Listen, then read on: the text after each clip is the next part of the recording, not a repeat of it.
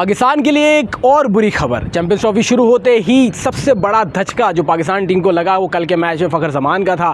During the fielding Fakhar ज़मान जब fielding कर रहे थे तो उनको ऐसा फील हुआ या ऐसा हमें महसूस हुआ कि फ़खर ज़मान को कोई ना कोई इंजरी हुई है और वो फील्ड से बाहर रहे। उसके बाद वो अपनी ओपनिंग भी नहीं कर पाए और फर्स्ट डाउन के सेकेंड डाउन उन्होंने बैटिंग की और उसके बाद जब वो आए हैं बैटिंग करने तो लग नहीं रहा था कि फ़खर ज़मान फिट हैं और ऐसा लग रहा था कि फ़खर ज़मान अगले मैचेस नहीं खेल पाएंगे। और पाकिस्तानी क्रिकेट शायकीन के लिए ये एक अफसरदा खबर है कि फ़खर ज़मान अब स्क्वाड से बाहर हो गए। फ़खर ज़मान ये चैंपियंस ट्रॉफी नहीं खेल पाएंगे और पाकिस्तान को साइम अयूब के बाद बैक टू बैक दूसरा झटका लगा है जो पाकिस्तान के मुफाद के लिए सबसे मुश्किल साबित हो सकता है। और अगला मैच आपका दुबई में है भारत के ख़िलाफ़। और फ़खर ज़मान की अगर मैं जहाँ तक बात करूँ, भारत के ख़िलाफ़ फ़खर ज़मान का स्टैट्स हमेशा से बेहतर रहता है।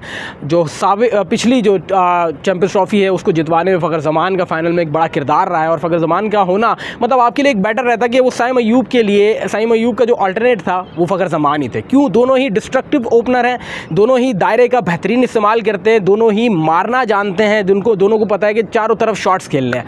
अब फ़खर ज़मान के ना होने से जो आपका दायरे का इस्तेमाल था वही सबसे बड़ा मसला हो जाएगा। कल के मैच में हमने देखा कि पाकिस्तान के 10 ओवर के अंदर गालिबन 18 के 19 रन थे। जब आप दायरे का इस्तेमाल नहीं कर पाते तो आपके पास अगर ऐसा प्लेयर नहीं होगा जो आपको मिड ऑन मिड ऑफ के ऊपर से मार के देगा, जो आपको शॉट्स लगा के देगा, जो डिस्ट्रक्टिव बैटिंग करेगा, तब आप दायरा इस्तेमाल नहीं कर सकते। और जब आपके पास शुरू के 10 ओवर में रन नहीं आएंगे तो अगले 40 ओवर गुजारना आपके लिए बड़े मुश्किल हो जाएंगे। कल के मैच में हमने यही देखा कि जब ओपनिंग आए सऊद शकील और बाबर आजम जब ओपनिंग करने आए तो उसके बाद उन्होंने दायरे का सही इस्तेमाल नहीं किया और प्रेशराइज होके सऊद शकील और मोहम्मद रिजवान वन डाउन आए, उसके बाद दोनों ही आउट हो गए। जब आप दायरे का इस्तेमाल करते हैं तो उसके बाद आपके पास अगले बैट्समैन पे प्रेशर कम रहता है और फिर कल के मैच का यही हाल था। और इस प्रेशर को रिलीज़ करने के लिए फ़खर ज़मान सबसे बेस्ट ऑप्शन थे और साइम अयूब का अच्छा अल्टरनेट थे। लेकिन अब फ़खर ज़मान भी चैंपियंस ट्रॉफी से बाहर हो गए और दुबई के लिए वो रवाना नहीं हुए।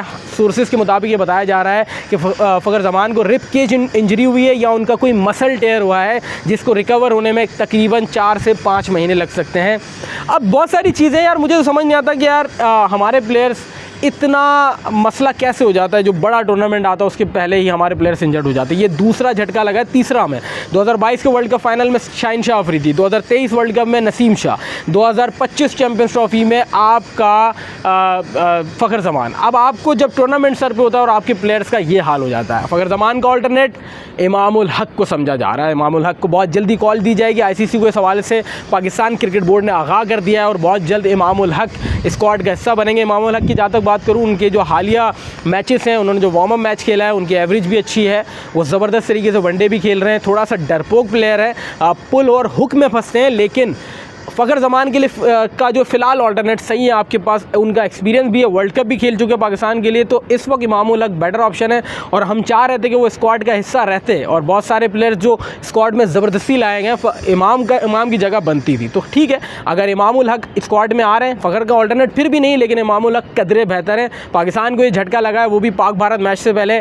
कल मैच आ रहे हैं, आपका रन रेट बहुत बुरा गिरा है। अगर पाक भारत का मैच आप हार जाते हैं तो आपका सफ़र बहुत जल्द नहीं लेकिन इख्तिताम हो चुका है। कल के मैच में मुझे लग रहा है कि इख्तिताम हो गया है। तो पाक भारत का मैच बहुत अहमियत का हामिल है और हर बार इसका प्रेशर इतना रहता है कि पाकिस्तान ये प्रेशर हैंडल नहीं कर पाता। उम्मीद करते हैं कि ये मैच पाकिस्तान जीते। उम्मीद करते हैं कि इमामुल हक की शमूलियत जो है पाकिस्तान के हक़ में बेहतर रहे।